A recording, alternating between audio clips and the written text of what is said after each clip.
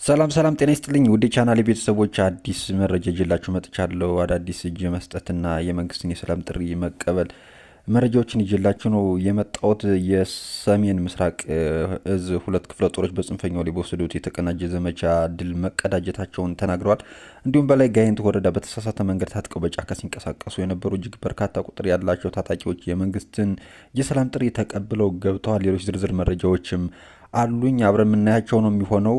አብራችን ቆዩ። በደቡብ ጎንደር ዞን ላይ ጋይንት ወረዳ በተሳሳተ መንገድ በወለላ ባህር ቀጠና ታጥቀው በጫካ ሲንቀሳቀሱ የነበሩ ታጣቂዎች የመንግስትን የሰላም ጥሪ ተቀብለው በሰላም መግባታቸውን ቀጥለዋል። በታጣቂ ቡድኑ አጠራር አንበሳው ጋይንት ክፍለ ጦር የጨጨሆ ብርጌድ ሻለቃ ቡድን አጠራር ሻለቃ መሪ ብለው የሚጠሩት ውለታው ካሳ እንደተናገረው በተሳሳተ መንገድ ጫካ በመግባት የሚኖሩበትን አካባቢ ህዝብ በማጎሳቆላቸውና መበደላቸውን ገልጸዋል። ታጣቂዎቹ በቀጣይ የበደሉትን ህዝብ ለመካስ እንደሚሰሩም ነው የገለጹት። የጋይንት ወረዳ ብልጽግና ፓርቲ ቅርንጫፍ ጽሕፈት ቤት ኃላፊ አቶ መርሻ በጀ እንደተናገሩ ታጣቂዎቹ የሰላምን አማራጭ እንዲከተሉ የአካባቢው የሃይማኖት አባቶችና የሀገር ሽማግሌዎች ከወረዳው አመራሮች ጋር በመቀናጀት በጋራ ለሰሩት ስራ አመስግነው ውጤቱ የመጣውም ተደጋጋሚ የህዝብ ግንኙነት ስራ በመሰራቱ መሆኑንም ኃላፊው ገልጸዋል። ታጣቂዎቹ መንግስት ያቀረበውን የሰላም አማራጭ በመቀበል 6 ክላሽና ሌሎች ትጥቆችን በመያዝ በሰላም ገብተዋል። ታጣቂዎቹ ሲገቡ የላይ ጋይንት ወረዳ ብልጽግና ፓርቲ ቅርንጫፍ ጽሕፈት ቤት ኃላፊ አቶ መርሻ በጀን ጨምሮ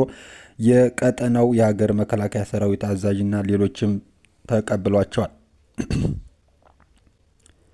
በሰሜን ወሎ ዞን በላሊበላና አካባቢው የሰላም አማራጭ አሻፈረኝ በማለት ሲንቀሳቀስ በነበረው የጽንፈኛ ኃይል ላይ በተወሰደ እርምጃ ከፍተኛ ድል መመዝገቡም ተሰምቷል። ዘመቻውን ያደረጉት የሰሜን ምስራቅ 12ኛ እና 58ኛ ክፍለ ጦሮች ሲሆኑ ክፍለ ጦሮቹ ባደረጉት የተቀናጀ ዘመቻ በርካታ የጽንፈኛ ኃይል ሲደመሰስ ቀሪው እጅ እንዲሰጥ በማድረግ ከፍተኛ ድል አስመዝግበዋል። ብዛት ያለው የተለያየ የነፍስ ወከፍ መሳሪያ መማረክ የተቻለ ሲሆን በአካባቢው ዘላቂ ሰላም ማረጋገጥ በሚያስችል ሁኔታ እየተሰራ ይገኛልም ነው የተባለው። ሌሎችም እንደኛ የሰላምን አማራጭ መቀበል አለባቸው አሉ።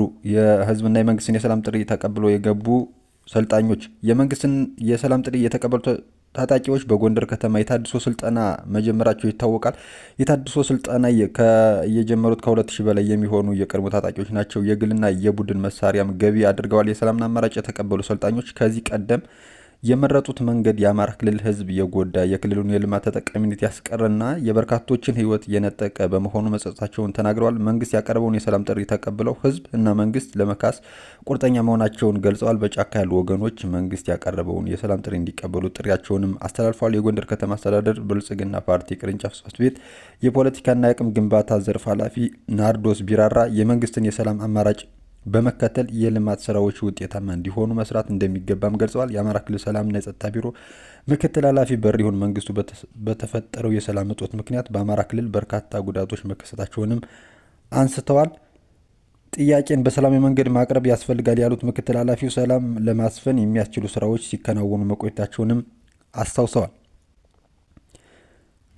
በመጨረሻም በማዕከላዊ ጎንደር ዞን ወረዳዎች ታጣቂዎች የሰላም ጥሪ በተመሳሳይ መንገድ ተቀብለው መግባታቸውን እንደቀጠሉ ነው።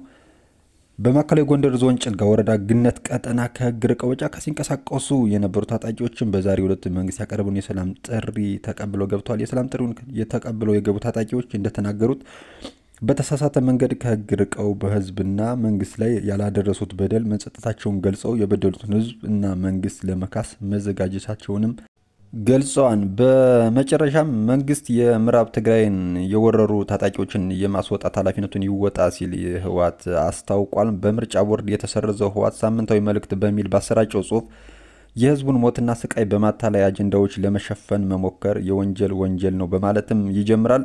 ሲቀጥልም ተፈናቅለው በስደተኛ ካምፕ ውስጥ የሚገኙ ወገኖች በበሽታና በረሃብ እየሞቱ መሆኑን ጠቅሶ ዓለም አቀፉ ማህበረሰብ የተፈናቃዮችን ችግር እንዲረዳና እንዲያግዝ ለማድረግ ጥረት በማድረግ ላይ መሆኑን አንስቷል። የኢትዮጵያ መንግስት ግን ዓለም አቀፉ ማህበረሰብ ይህን ችግር እንዳይገነዘብና ዘላቂ መፍትሄ እንዳይመጣ እየተከላከለ መሆኑን ጠቅሶ ይህም የፕሪቶሪያውን ስምምነት የሚጥስ ተግባር መሆኑንም አስረድቷል። ጽሑፉ ሲቀጥልም የትግራይ ህዝብና ህወሓት የተኩስ አቁም ስምምነት ወደ ዘላቂ ሰላም እንዲሸጋገርና ሌላ የዘር ማጥፋት ወንጀል እንዳይመጣ በተደጋጋሚ ሲገልጽ ቆይቷል ካለ በኋላ የኢትዮጵያ መንግስት ግን ስምምነቱን ተግባራዊ ከማድረግ ይልቅ የሴራና የማታለያ አጀንዳዎችን እያካሄደ እንደሚገኝ አስታውቋል። በማጠቃለያው የኢትዮጵያ መንግስት የፕሪቶሪያውን ስምምነት ከመጣስ ተቆጥቦ ምዕራብ ትግራይን የወረሩትን ታጣቂ ቡድኖች በማስወጣት ይኖርበታል። በረሃብና በበሽታ የሚሞቱ ወገኖቻችን ደህንነታቸውን በማረጋገጥ ወደ ቤታቸው እንዲመለሱ የማድረግ ኃላፊነቱን መወጣት አለበት በማለት አሳስቧል። ለሰዓቱ የነበረኝ አዳዲስ መረጃ ይህ ነው። በሌሎች አዳዲስ መረጃዎች መመለስ ነው የሚሆነው። ውድ የቻናሌ ቤተሰቦች ላይክና ሼር እያደረጋችሁ እንዲሁም አዳዲስ የሆናችሁ ቻናሉን ሰብስክራይብ እያደረጋችሁ አዳዲስ መረጃዎች እለት እለት እንዲደርሷችሁ ቤተሰብ ይሁኑ ስል አሳስባለሁ። በሌሎች አዳዲስ መረጃዎች መመለስ ነው የሚሆነው። እስከዚያው ግን መልካም ጊዜ